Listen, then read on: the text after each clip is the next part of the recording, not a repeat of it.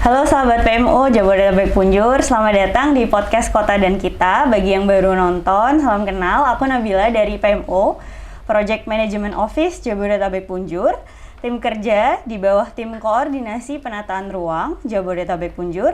Tema kali ini kita akan membahas terkait permasalahan sampah dan bagaimana sih kita mengolah sampah itu menjadi barang yang bisa menghasilkan sesuatu yang bermanfaat baik bagi kita dan juga lingkungan. Karena sekarang kita tahu sendiri bahwa climate change is real, bahwa adanya perbedaan suhu di satu kota di kota lain, lalu adanya cairnya kutub-kutub es. Nah, itu salah satu dari perubahan iklim itu sendiri, dan kita sebagai masyarakat harus bisa turut andil. Salah satunya adalah dengan menangani masalah sampah yang ada di lingkungan kita, mulai dari lingkungan terkecil kita, baik dari rumah sampai nanti akhirnya bisa memberikan andil untuk bumi kita, seperti itu. Nah, khusus di PMO Jabodetabek Punjur ini, kita tidak hanya membahas soal masalah sampah, namun juga pengolahannya. Nah, hadir di sini kami kedatangan Mbak Jessica Halim, CEO dari Demi Bumi. Bagi teman-teman yang belum tahu produk dari Demi Bumi ini, bisa kalian langsung cek Instagramnya Demi Bumi. Nah, di situ kalian akan tahu nih Demi Bumi itu apa sih. Namun untuk kita tahu lebih lanjut seperti apa Demi Bumi, lalu apa yang value, apa yang diangkat oleh Demi Bumi ini, kita akan langsung berbincang santai sama CEO-nya Mbak Jessica Halim. Nah, sebelum itu kita nggak apa-apa Mbak untuk lepas masker? Oke, kita lepas masker ya. Nah, bagi teman-teman atau sahabat PMO, jadi proses pengambilan video ini juga disertai dengan protokol kesehatan. Jadi memang semua sudah tervaksin dan juga menggunakan masker, seperti itu. Oke, selamat pagi menjelang siang, Mbak. Ya, selamat pagi. Oke, jadi mungkin aku akan bertanya, siapa sih sebenarnya Mbak Jessica Halim ini? Siapa saya sendiri? Ya, saya co-founder dari Demi Bumi. Jadi Demi Bumi itu didirikan oleh dua ibu, karena saya seorang ibu, dan satu lagi Juliana. Juliana di Bandung, saya di Jakarta. Dan Demi Bumi ini berdiri dari gara-gara kita ngobrol masalah masa depan anak sih sebetulnya. Jadi kita berdua ingin belajar. Kita berdua ingin belajar melihat sampah yang kita hasilkan setiap harinya tuh lari kemana, dan apa yang bisa kita lakukan untuk ngurangin sebetulnya itu. Jadi dari kita berdua ngobrol, kok masa depan anak kok kebanyakan hanya dipikirkan akademis dan teknologi saja, bagaimana dengan hubungan kita dengan lingkungannya gitu loh. Nggak ada pelajaran yang khusus membahas tentang sampah juga gitu kan. Jadi kita ngelihat, kita nggak pernah diajarin, kayak kita masa kecil kita pun juga kita nggak tahu cara ngolah sampah gimana gitu. Jadi ya kita pengen ngajarin anak kita, tapi sebelum kita ngajarin anak kita perlu tahu dulu gimana caranya. Jadi kita mencari tahu pemetaan sampah di negara kita seperti apa, dan kita ngelihat ternyata banyak solusinya juga cara ngurangin sampah, bahkan ada pendaur ulang, dan itu kita nggak pernah dikasih tahu sama RT, nggak pernah dikasih tahu sama sekolah juga gitu. Itu yang kita sayangin, kok solusi ada tapi kok kita nggak tahu gitu. Dari situ akhirnya kita berinisiatif untuk mendirikan satu wadah sharing gitu. Ini wadah edukasi, sebetulnya edukasi untuk kita berdua. Ketika kita tahu informasinya, jadi kita lakukan di rumah dan berhasil, ya kita sharein aja. Jadi itu sih Demi Bumi sebagai wadah di mana kita punya solusi ngurangin sampah seperti apa gitu. Jadi fokus di solusi. Oke, jadi memang berangkat dari ngobrol berdua gitu kan, kondisi bumi yang buat anak-anak cucu kita nanti kok semakin mengkhawatirkan gitu. Jadi belajar secara mandiri dan otodidak ya kalau bisa dibilang gitu. Dan terbentuklah Demi Bumi ini. Dari namanya sendiri udah ini banget ya Mbak, maksudnya udah kayak campaign banget gitu kan, dimulai dari solusi itu tadi. Berarti misi penyelamatan lingkungan ini juga lahir dari kepedulian selain untuk bumi tapi juga kehidupan anak kita nantinya gitu ya. Untuk ide sendiri nih, ide pengolahan produk olahan limbah gitu kan, apakah hanya limbah padat atau limbah cair juga? Lalu kenapa akhirnya bisa tergerak untuk oke, kita buat produk gitu, tidak sekedar apa ya namanya solusi lalu kita tweetkan di sosial media atau kita bagikan edukasi kita melalui video, tapi malah produk gitu. Apa yang akhirnya membuat Mbak Jessica dan Mbak Juliana ya tadi akhirnya bergerak untuk oke, kita bikin produk gitu. Ya karena sebetulnya karena background saya desainer, jadi saya desainer branding dan packaging. Dan saya sudah menjalankan company bersama suami saya, namanya Jet Creative tuh sudah 13 tahun. Dan baru sadar 4 tahun terakhir bahwa pekerjaan saya adalah jembatan di antara produsen akhirnya ke konsumen dan akhirnya konsumen nyampah karena kita desain kemasan. Dan kita dari sekolah sebagai desainer, kita juga nggak pernah diedukasi bahwa ini akan menghasilkan sampah gitu. Jadi kita cuma diajarkan gimana caranya membuat visual yang menarik sehingga orang mau beli. Gimana caranya bikin brand yang menarik sehingga orang mau beli. Tapi nggak pernah dikasih tahu pakai material yang benar seperti apa. Dan ketika sudah menjadi sampah, ngedukasi orang supaya orang mau milah dan ngolah seperti apa gitu. Jadi saya baru sadar ketika ngikut seminar pemetaan sampah Jakarta waktu itu di Kedutaan Belanda. Dan di situ saya ngelihat ternyata alur sampah kita kacau banget, cuman berstandar pada pemulung dan tukang sampah gitu. Terus berakhir di TPA doang itu. Terus saya jadi merasa feel guilty juga sebagai desainer bahwa kemasan-kemasan yang saya desain cantik ini akhirnya jadi nyampah semua orang gitu. Karena kan orang cuma pakai dalamnya, habis itu mereka buang gitu. Dan saya juga menyadari diri saya bahwa kalau saya melihat tempat sampah saya, ini adalah produk-produk yang didesain oleh desainer-desainer gitu loh. Jadi kenapa enggak saya sebagai desainer punya social responsibility di mana saya bisa ngedukasi konsumen, bukan ngedukasi produsen lagi gitu. Karena sebelumnya saya ngedukasi produsen sehingga mereka nyampah. Sekarang kenapa enggak kebalikannya? Saya ngedukasi diri saya sendiri, which is saya konsumen, dan semua orang produsen juga pada akhirnya konsumen, untuk sadar diri bahwa yang kita mau beli akan menjadi sampah dan kita apakan, dan sebelum membeli, membawa wadah gitu misalnya gitu. Jadi mengurangi, refuse apa yang bisa kita kurangin gitu. Jadi dengan bawa wadah, bawa tumbler, bawa apapun yang ada di rumah, supaya kita nggak nyampah wadahnya atau kemasannya. Karena beli curah sebetulnya dari zaman dulu bisa gitu, kita ke warung aja. Iya, betul. Beras, tepung, gula itu masih bisa beli curah sampai sekarang gitu. Jadi kita tinggal bawa kantongnya aja. Tapi ngebawa kantongnya itu yang harus diedukasi. Jadi kita ngedukasinya caranya. Karena solusi sebetulnya semua orang udah punya di rumah. Tanpa mereka sadarin gitu. Tapi mereka nggak tahu caranya, cara ngomongnya gimana. Dan mereka nggak tahu kalau itu diperbolehkan gitu. Jadi karena kan semua kampanye-kampanye cuma ngomongin kurangin sampah plastik, tolak sampah plastik, tapi nggak pernah ada bawa wadah kalian. Misalnya di warung, bawa wadah kalian akan dapat diskon misalnya Rp100 misalnya gitu loh. Jadi itu edukasi seperti itu yang sebetulnya bisa membantu kita semua sebagai konsumen untuk mengurangi sampah kita, dan itu yang kita lakukan.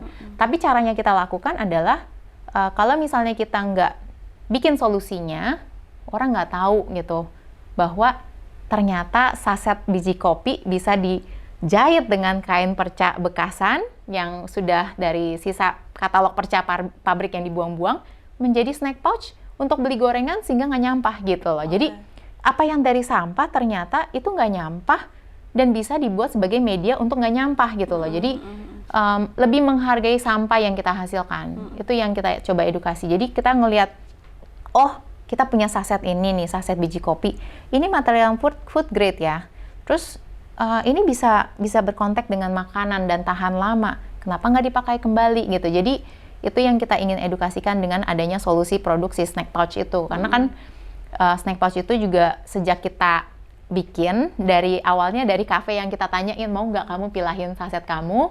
Waktu itu awalnya Common Ground mulai kirim ke kita. kita jahit tanpa ngelubangin sasetnya sama sekali. Jadi kain-kain itu kita dapat dari pabrik-pabrik yang kirim ke kita secara mandiri juga tanpa kita minta gitu. Jadi karena mereka suka dengan kampanye kita mengurangi sampah dan mereka ngelihat kita banyak ngolah sampah, jadi mau nggak saya kirimin kain? Oke, boleh gitu. Tapi kita juga nyicil gitu, jangan gabrak gitu banyak gitu, pelan-pelan kirimnya gitu.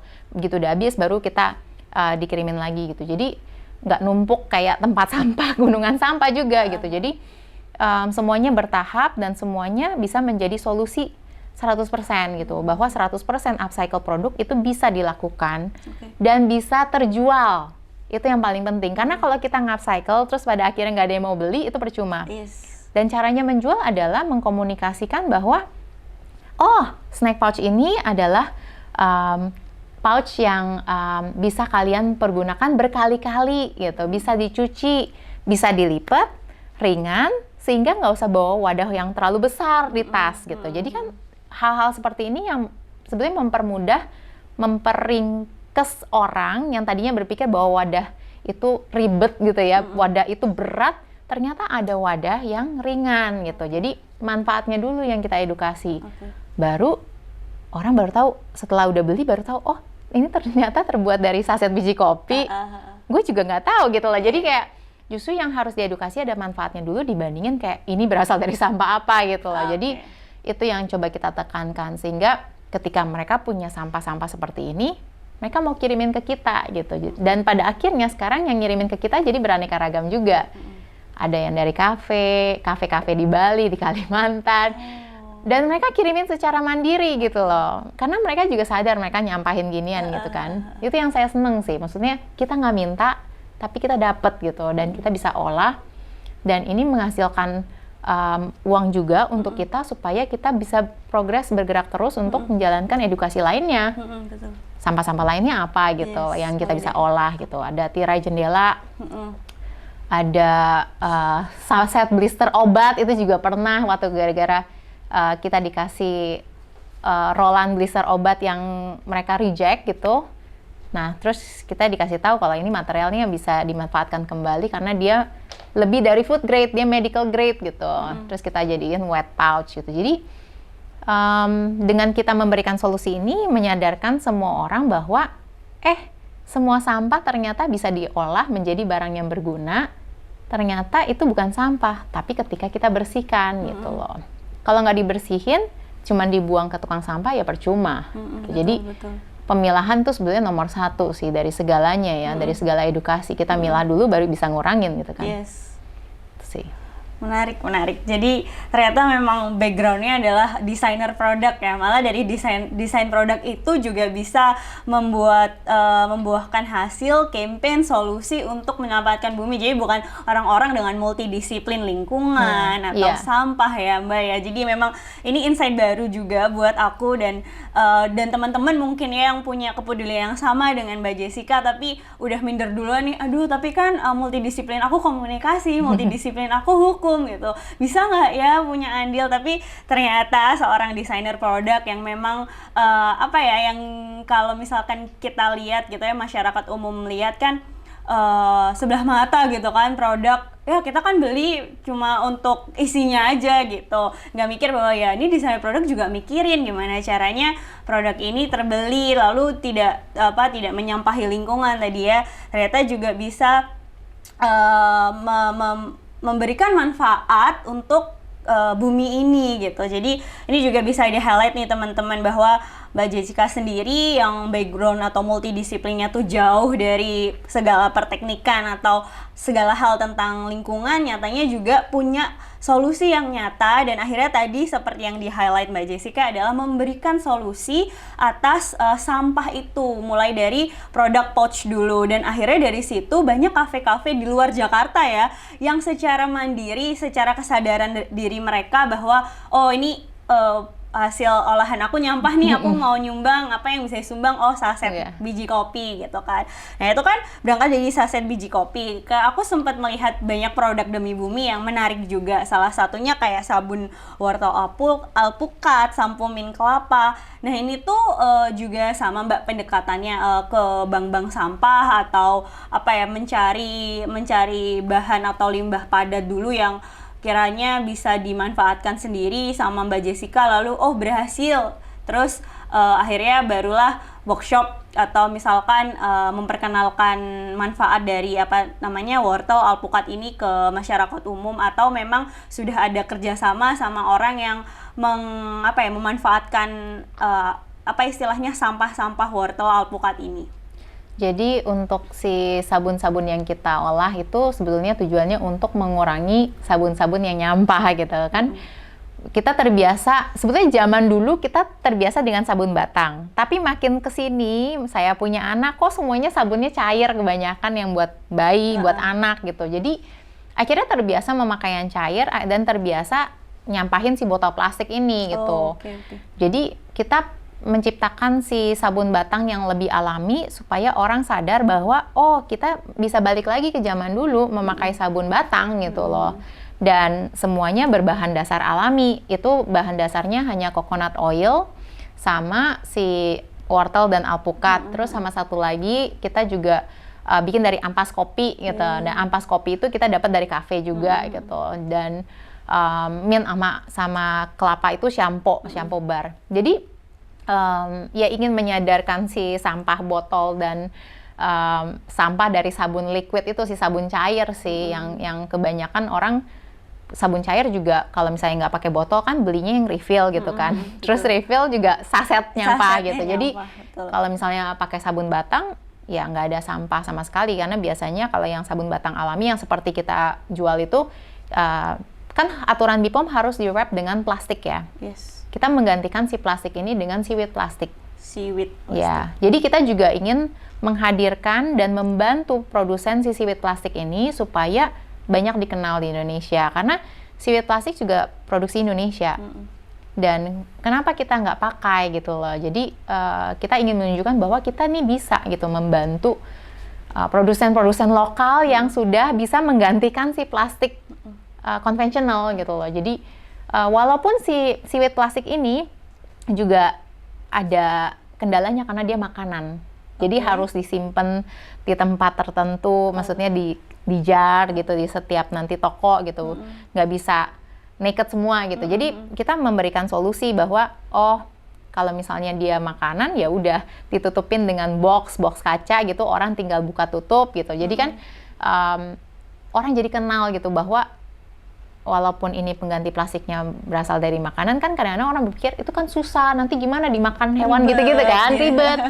Ada solusinya, dimasukin aja ke jar gitu. Jadi ya supaya orang lihat lah bahwa hal-hal seperti ini bisa menjadi kebiasaan baru dan orang nggak takut memakai produk itu gitu loh. Jadi itu challenge-nya kita juga gitu, berani untuk berubah gitu. Merubah kebiasaan yang udah ketanam dari si plastik ini muncul. Gitu. Karena kalau kita nggak berani berubah, kita juga nggak akan pernah tahu kendalanya seperti apa dan cara menghadapi kendala itu gitu. Jadi perubahan ini harus kita hadapi bersama, dan tantangan kebersamaan ini ya bisa kita selesaikan bersama juga nantinya gitu. Jadi itu si sabun ya. Jadi sabun juga waktu itu kita sering ngadain workshop supaya orang bisa bikin sabun sendiri gitu. Jadi sebenarnya sabun itu kalau misalnya kita belajar bikin sabun batang alami itu kayak baking, sesimpel itu gitu loh. Ngaduk-ngaduk, abis itu diemin, jemur gitu. Jadi tapi bukan jemur matahari, beda sama panggangan kan harus punya alat. Kalau ini bahkan nggak usah punya alat gitu loh. Jadi jemur dengan suhu ruang yang biasa gitu kan. Dan ternyata juga mudah ketika orang belajar, dan ketika saya belajar ternyata mau pakai topping apa gitu, mau pakai topping wortel alpukat, manfaat untuk kulitnya juga beda gitu. Alpukat kan ada moistnya, wortel kan ada vitaminnya.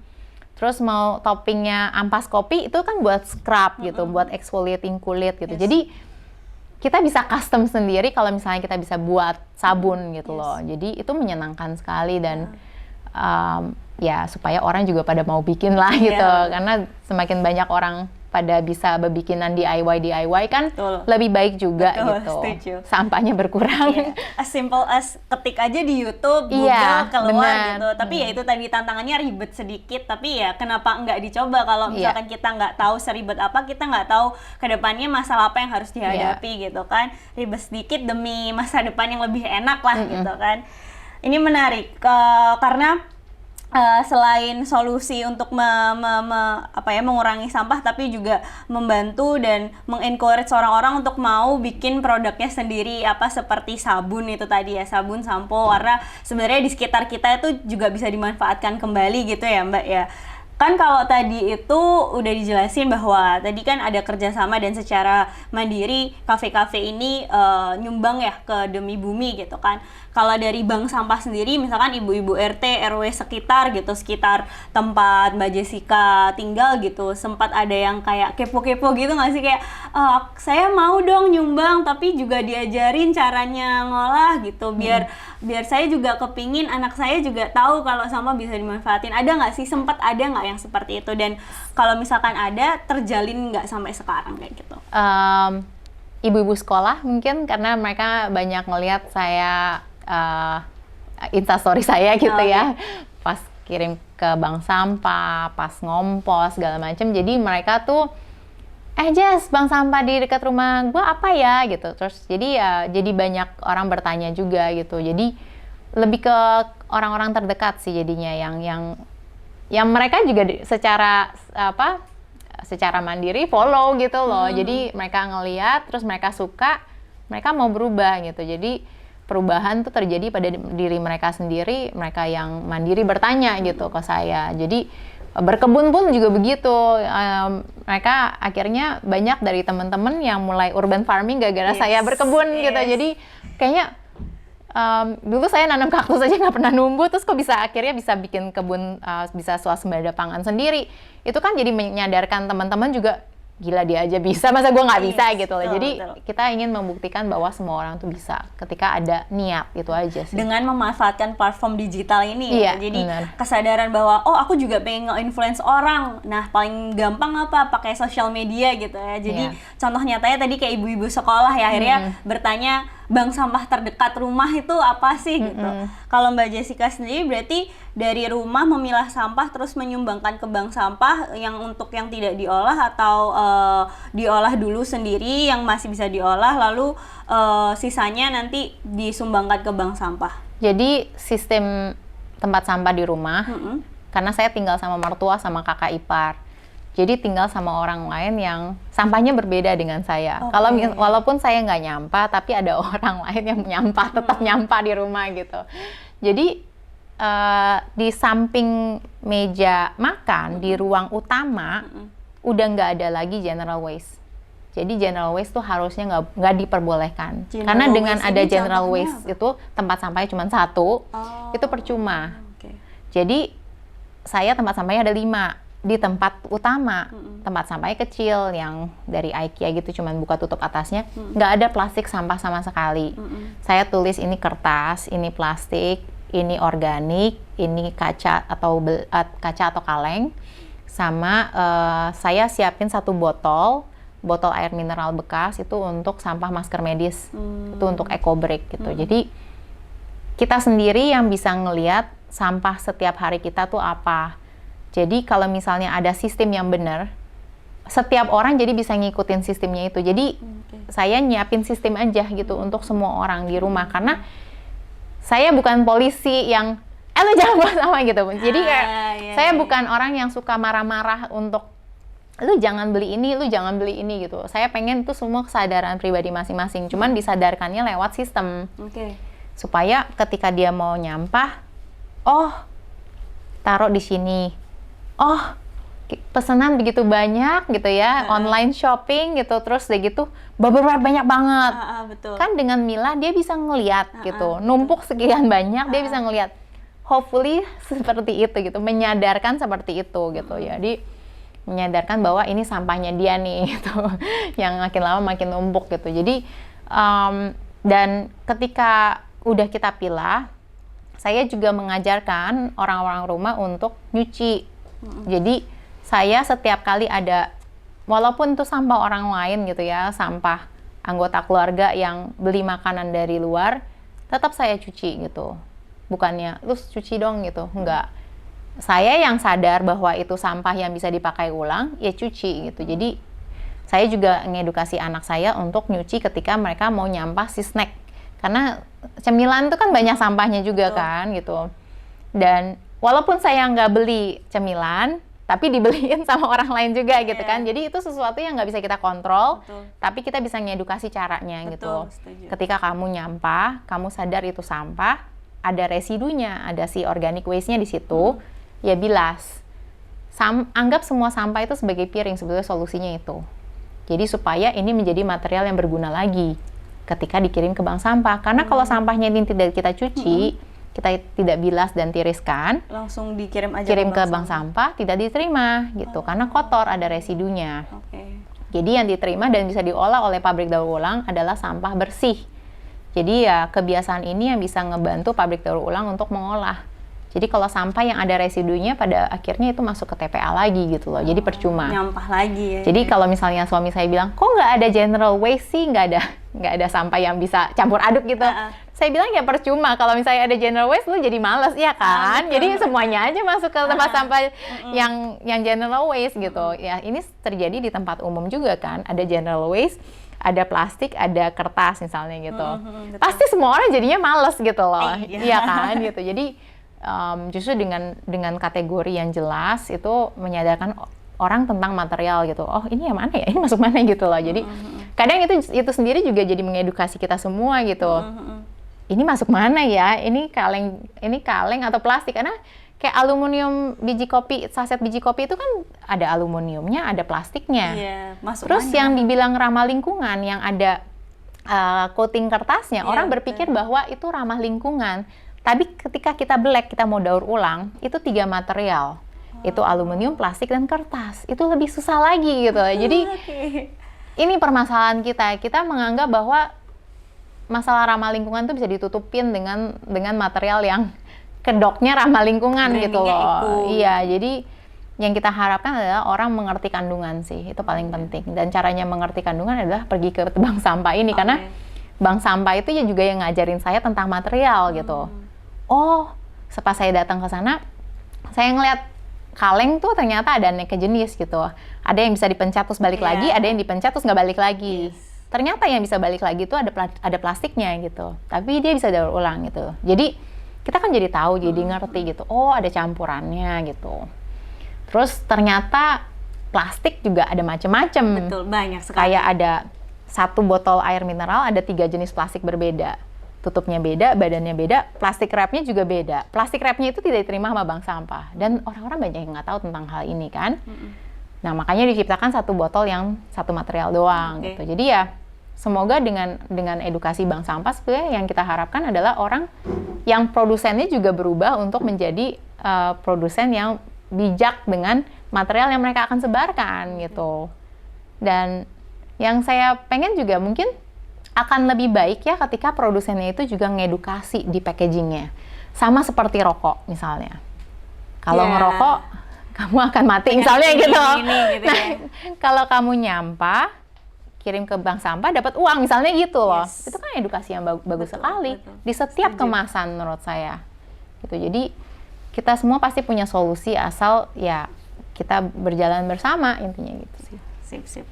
Oke, berarti tadi teman-teman dan teman-teman sahabat PMO, jadi tadi setelah perbincangan yang menarik juga dari Mbak Jessica atas jawaban pengolahan sampah di rumahnya, dan kalau misalkan sampah itu udah menumpuk, apakah langsung dibuang ke TPA atau bank sampah atau dipilah dulu, dan ternyata tadi jawabannya udah harusnya sahabat PMO bisa meng-highlight sih tadi. Kita harus mulai dari sistemnya dulu nih, walaupun lagi-lagi harus mau ribet gitu kan, harus tahu nih, aduh ini sampah masuknya kemana ya gitu kan, apakah ke plastik, apakah kaca, aluminium gitu kan, terus plastik juga banyak jenisnya tadi Mbak Jessica sempat menyinggung gitu kan. itu akhirnya memudahkan si bank sampah. Kalau memang kalian berniat untuk mau disumbangkan ke bank sampah, kalian harus mau ribet. Ribetnya mulai dari memilah, mengetahui material si sampah itu, karena ternyata tadi sempat bermacam-macam, yang tadi atas nama lingkungan tadi, ternyata ketika kita membelah packagingnya juga ternyata ada 3 material tertentu. Lalu kita juga harus membiasakan untuk mencuci bungkus snack seperti itu kan. Kalau misalkan kalian habis membeli makanan secara online, nah wadahnya itu harus dicuci dulu agar diterima oleh bank sampah gitu. Karena sekali lagi bank sampah hanya menerima sampah-sampah yang sudah bersih dan siap didaur ulang. Kalau misalkan kotor, automatically akan dikembalikan lagi kepada kalian sahabat BMO dan akhirnya menumpuk di TPA. Nah, seperti yang kita ketahui bahwa TPA di Jakarta dan sekitarnya sendiri hanya bisa menampung sekitar 30% saja sampah di seluruh kawasan Jabodetabek Punjur. Nah, 70%-nya kemana nih? Ya, bisa dilihat ada di sungai, lalu ada di jalanan, seperti itu. Jadi biar teman-teman nih yang biasanya jalan-jalan memanfaatkan transportasi umum atau yang suka berjalan di jalur pedestrian ini semakin nyaman ketika melihat sungai dan jalan-jalan, maka dibiasakan untuk dari rumah gitu. Sistemnya benahi dulu, beli tempat sampah yang kalian bisa pisah-pisah sendiri jenis-jenis sampahnya. Nah, ini menarik juga karena ternyata tadi Mbak Jessica juga sempat menyinggung kalau mulai untuk menanam sayur mayur sendiri ya di rumah. Itu juga ada hubungannya dengan misi penyelamatan lingkungan ini, Mbak? Iya, jadi karena saya punya komposter dan biopori untuk mengolah sampah organik, jadi nggak ada sampah organik yang kita kirim ke TPA. Terus kita manfaatkan kembalinya kan, supaya bermanfaat kan itu jadi kompos kan. Supaya bisa bermanfaat ya nanam aja gitu kan. Jadi awalnya karena dikasih pandemi di rumah juga lebih punya waktu, ya masukinlah biji-biji kangkung, karena yang saya kenal bahwa kangkung itu paling mudah gitu loh untuk berkebun. Ya udah awali dengan yang paling mudah supaya berhasil. Ternyata berhasil. Dan itu juga saya coba, satu di pot, satu di tanah yang tidak terawat, satu yang nggak kena matahari. Jadi saya bisa lihat perbedaannya gitu. Oh, ternyata yang kena matahari jauh lebih subur gitu. Jadi dari situ saya jadi belajar dan akhirnya bisa panen kangkung sendiri, kan seneng gitu. Nextnya apa nih? Mulai nanam kacang panjang. Nah, tanaman yang kita tanam itu kan butuh perawatan. Perawatannya itu ya dari si pupuk yang kita olah dari sisa makanan kita gitu. Semudah itu gitu. Jadi di rumah punya komposter di samping dapur. Jadi menganggap semua sampah organik itu adalah akan diolah menjadi kompos tanpa kita harus nanti gue harus ngolah jadi kompos gitu, enggak. Jadi tempat sampah organik kita adalah komposter dan biopori, itu aja. Jadi ngompos itu bukan hal kayak proses yang harus kita lakukan nantinya, tapi itu adalah sesuatu yang kita cicil pas kita masukin sampah organik gitu loh. Jadi komposter adalah tempat sampah organik, semudah itu. Jadi karena banyak orang nggak mau ngompos karena berpikir bahwa kita harus ngolah lagi gitu, harus nyampurin lagi ini enggak. Kalau kita mau cicil, ini tempat sampah organik kita gitu. Taruh aja di samping dapur, semua potongan buah sama sayur langsung cemplung situ. Cuman semua organik waste kita itu adalah nitrogen, membutuhkan karbon supaya jadi kompos. Nah, karbonnya bisa dari daun kering, bisa dari sekam bakar, bisa dari serbuk kayu. Kalau kita tahu serbuk kayu kan punya serutan pensil tuh, namanya anak saya masih pakai pensil gitu. Nah, selalu ditampung si serutan kayunya pensil, itu gitu. Jadi itu buat serbuk kayu juga gitu. Jadi bisa dari apapun yang ada di rumah, bahkan kalau nggak punya karbon, di jalanan banyak tuh daun-daun kering, kumpulin juga bisa gitu ya. Taruh di sampingnya, jadi setiap masukin organic waste, taruh si karbon itu, si daun kering gitu, atau si sekam bakar. Udah tutup, semprotin bioactivator. Bioactivatornya kalau misalnya beli komposter udah ada gitu, kecil. Karena selanjutnya ketika bioactivatornya sudah habis, itu pupuk cair itu bioactivator. Jadi kan di komposter akan keluar pupuk cair. Itu udah circular ekonomi dengan sendirinya. Jadi saya sukanya, kan sekarang kayak banyak orang kayak jual komposter yang Satu digital, pakai listrik, terus nanti kayak di blender terus jadi tanah. Terus saya kadang-kadang dapat informasi itu dari teman, saya bilang komposter di rumah saya cuma 100 ribuan tapi berhasil saya pakai selama 3 tahun untuk ngolah gitu. Padahal itu kayak modelnya cuma ember, ada saringan, ada kerannya, udah seperti itu doang gitu loh. Ngapain colok-colok pakai energi lagi gitu ya kan? Ini sudah bekerja secara natural lebih baik gitu. Yes, betul. Ya udah tinggal cemplung-cemplung, sistemnya layering, begitu udah penuh diamin aja selama 3 bulan jadi pupuk padat. Pupuk padat itu adalah kompos gitu yang kita bisa pakai. Tapi setiap minggu akan panen pupuk cair itu. Selain pupuk cair itu sebagai bioactivator, juga bisa dipakai untuk siram ke tanah tanaman kita sebagai pupuk setiap minggu. Jadi setiap minggu tanaman itu butuh perawatan pupuk. Nah, pupuknya dari pupuk cair organik olahan sisa makanan kita gitu. Jadi apa yang kita makan kan berasal dari alam. Betul. Dan kita kan pasti picky ya sama makanan. Pengennya yang sehat-sehat. Kenapa enggak kita balikan lagi sehat ke alam sehingga kita bisa numbuhin tanaman organik sendiri juga gitu loh. Jadi satu lingkaran penuh secara mandiri setiap orang bisa mengolah sampah dan menanam gitu loh. Jadi itu sudah saya buktikan dan berhasil dan menyenangkan gitu karena ketika kita nanam organik, pertama kelebihannya adalah kita menumbuhkan ekosistem alam, di mana banyak serangga, lebah, kepik ada, aneka kepik. Coba zaman saya kecil nyari kepik aja harus ke puncak gitu. Ya? Iya, yang maksudnya yang apa sih? Yang merah bintik-bintik. Iya, yang bintik-bintik gitu. Terus lebah bisa aneka jenis gitu. Ada lebah yang bumblebee yang dibilang katanya udah punah, bisa hadir gitu. Bumblebee, lebah yang biasa, lebah yang sirip-sirip biru gitu. Blue stripe, blue stripe bee gitu. Karena mereka hadir, kadang-kadang saya jadi Google ini apaan sih gitu. Jadi saya belajar.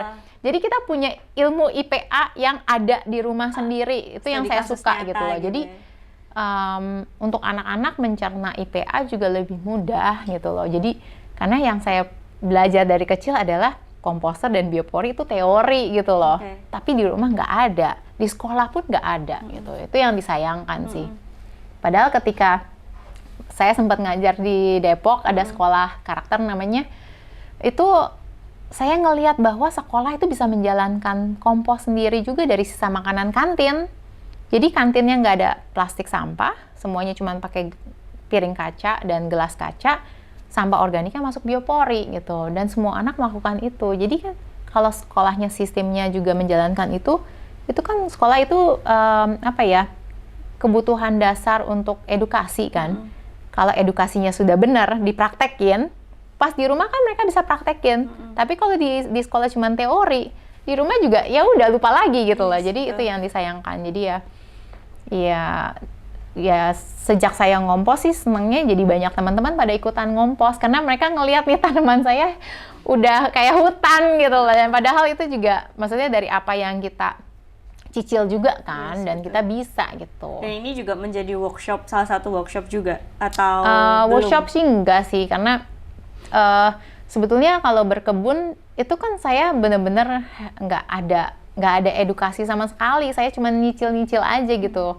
Coba cari tahu sendiri gitu, kayak misalnya anti hama alami gitu ya, googling aja, semuanya ada di Google gitu ya kan. Dan kalau ngobrol sama tukang kebun, kadang-kadang dikasih informasinya juga salah gitu. Pakai aja sabun colek gitu, saya pikir sabun colek gitu, itu kan kimia gitu loh. Terus saya makan tanamannya gitu kan, itu kan nggak hal yang tidak benar gitu. Terus tapi setelah karena di sabun di rumah sudah saya ubah dengan sabun lerak gitu, itu dari buah. Jadi, dan itu bisa jadi pupuk dan anti hama, pas saya pakai ternyata berhasil gitu. Jadi, kita bisa pakai apa yang ada di rumah ternyata gitu. Jadi, tanpa kita harus konsumsi biopestisida kimia, pupuk kimia gitu. Jadi, semuanya yang dari konsumsi kita, dari pembersih alami di rumah juga jadi anti hama. Bahkan kulit bawang itu juga jadi anti hama alami yang saya pakai buat di kebun gitu. Dan saya juga bikin fermentasi dari sisa potongan buah sama sayur dengan gula merah, didiamin 3 bulan, dimasukin wadah, itu jadi anti hama alami, jadi pupuk, jadi obat luka gitu. Jadi untuk segalanya juga namanya ekoenzim. Jadi ya jadi belajar juga akhirnya. Jadi seneng sih bahwa ngelihat sampah itu bukan sampah gitu. Jadi itu yang harus diajarin justru. yang kita ajarin di Demi Bumi itu ekoenzim itu sih. Jadi ngelihat sampah organik itu sebagai bahan source baru untuk repurpose, untuk diolah kembali gitu loh. Sama kayak minyak jelantah, sebenarnya kan bisa jadi biodiesel kan.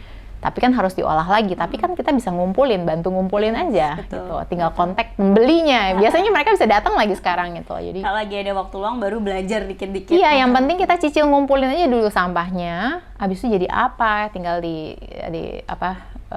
pas udah ada waktu gitu, kayak ekoenzim juga gitu kan. Nggak bisa sekali brok kita langsung bikin, nggak kumpulin dulu di freezer gitu semua potongan buah sama sayurnya. Begitu udah ada waktu, oke, bikin deh gitu. Nggak lama, cuma nimbang-nimbang, 1, 3, 10, 1 itu gula merah atau gula alami, 3 itu kulit buah atau sayur, 10 itu air, masukin ke wadah yang tutupnya besar, diamin 3 bulan. Itu doang gitu. Udah jadi kayak kita bikin cuka apel sebetulnya. Itu ekoenzim. Jadi si airnya ini saya semprotin sebagai anti hama alami di kebun, bahkan dia pupuk gitu. Jadi ya benar-benar terbukti gitu. Jadi itu hebatnya sampah ya. Kalau kita mengenal dan mau belajar tentang manfaatnya, ternyata mereka bukan sesuatu yang tidak berguna, ternyata berguna gitu. Oke. Inspiratif sekali. Jadi memang banyak yang bisa dihasilkan dari sampah organik juga ya Mbak ya. Jadi bisa buat pupuk, sehingga pupuk nanti jadi wadah atau jadi start untuk kita menanam makanan atau bahan makanan yang kita akhirnya makan lagi. Yang biasanya kalau kita ketemu di supermarket nih, aku suka lihat yang dari bahan organik gitu kan, itu kan mahal banget ya. Ternyata kita sebenarnya bisa sendiri.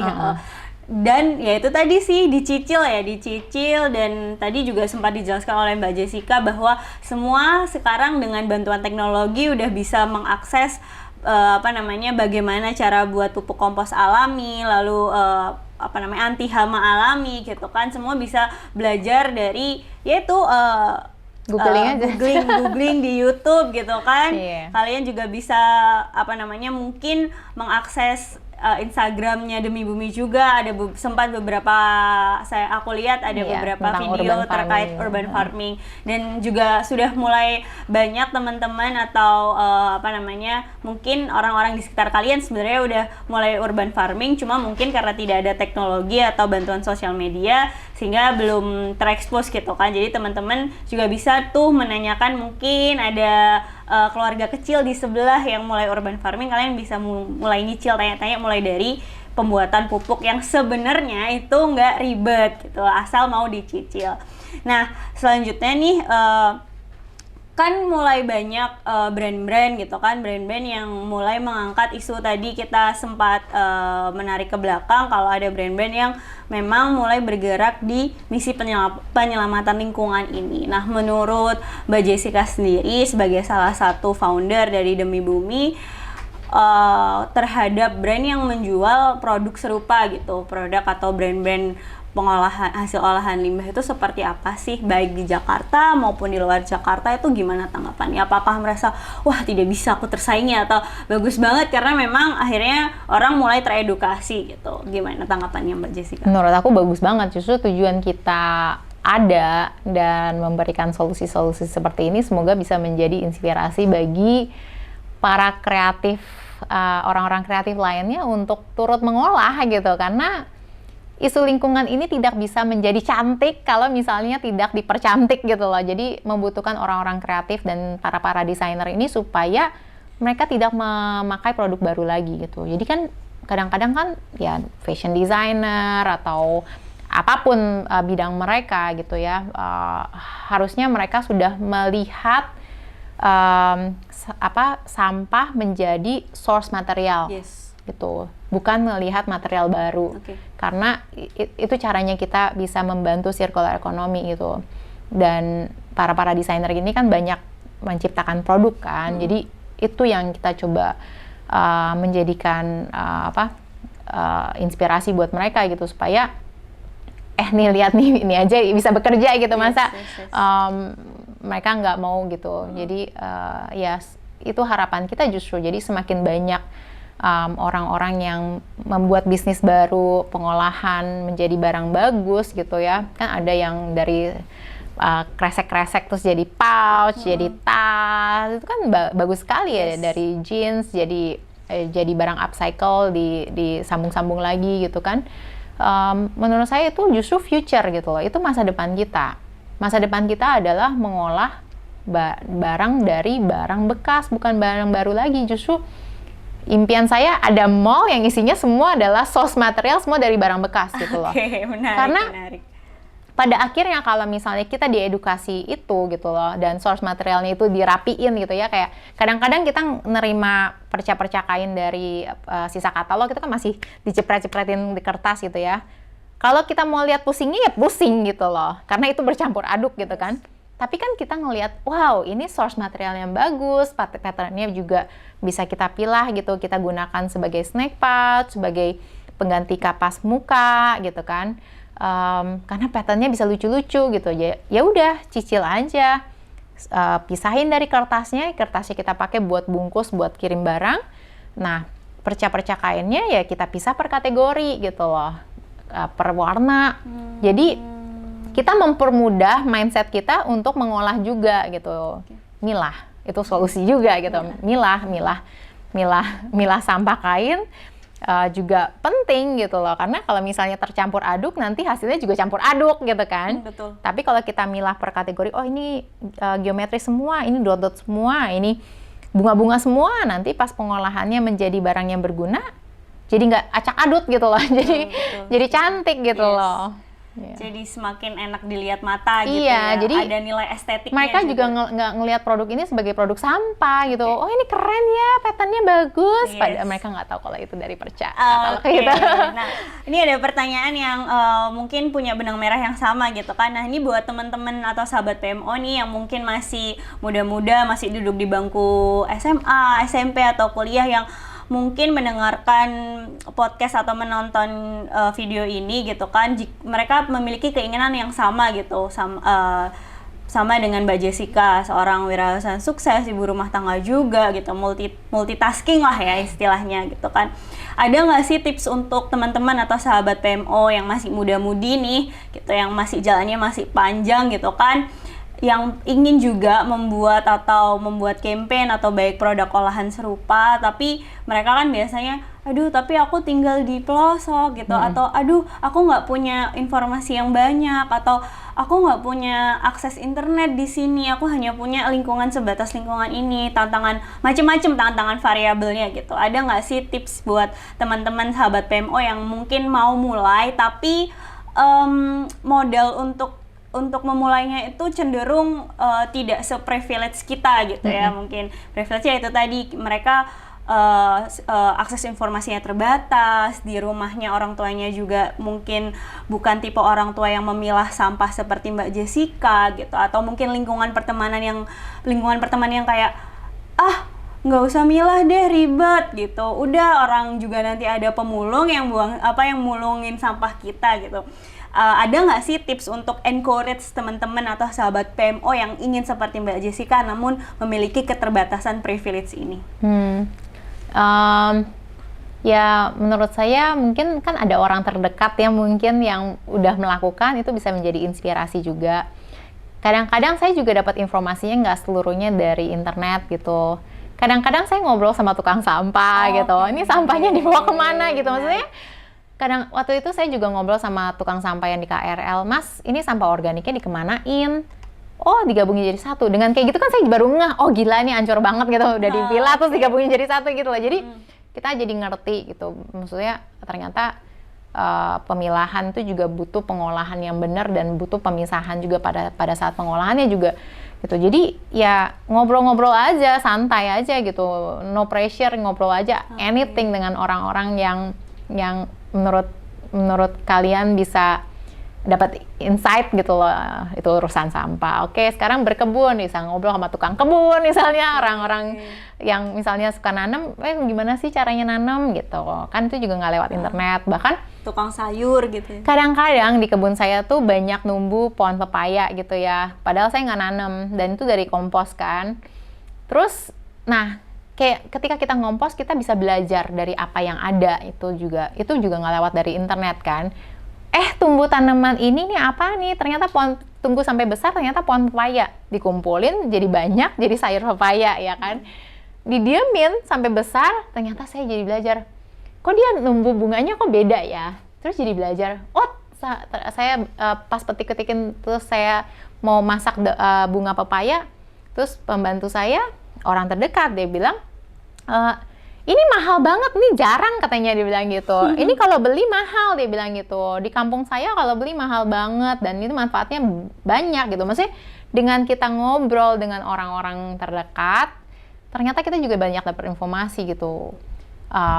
Wow, ternyata dia juga kayak tanaman obat gitu kan. Terus ya ternyata itu juga pohon jantan. Mana kita tahu pohon pepaya ada 3 kelamin gitu. Ada yang pohon jantan doang, ada yang betina, ada yang lengkap gitu, jantan betina dalam satu pohon gitu loh. Jadi nggak pernah tahu kalau kita nggak dikasih pohon sama alam gitu kan. Jadi hal-hal seperti ini sih yang saya belajar dari orang terdekat. Kayak misalnya ya teman saya, guru saya sih, dia guru olahraga, guru Muay Thai. Ya ini kan juga bisa, maksudnya orang dari background yang berbeda ya, ngobrol aja. Karena saya suka ayam, saya punya ayam ada 11 di rumah, karena tujuan saya adalah konsumsi telur kan.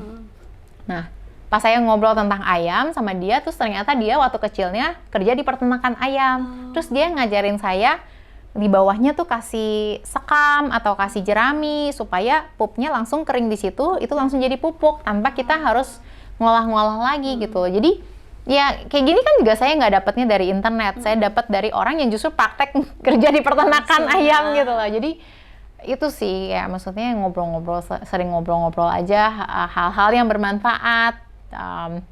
Jangan ngobrol tentang sampah yang akhirnya nyampah gitu loh. Jadi ya ngobrol aja tentang kehidupan yang ternyata bisa kita lakukan dan bermanfaat buat alam kita gitu loh.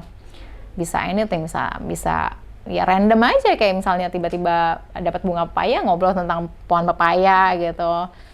Ya, jadi ya itu, coba-coba nanam, ternyata kita bisa mendapatkan hasil yang lebih banyak gitu dibandingin apa yang kita harapkan.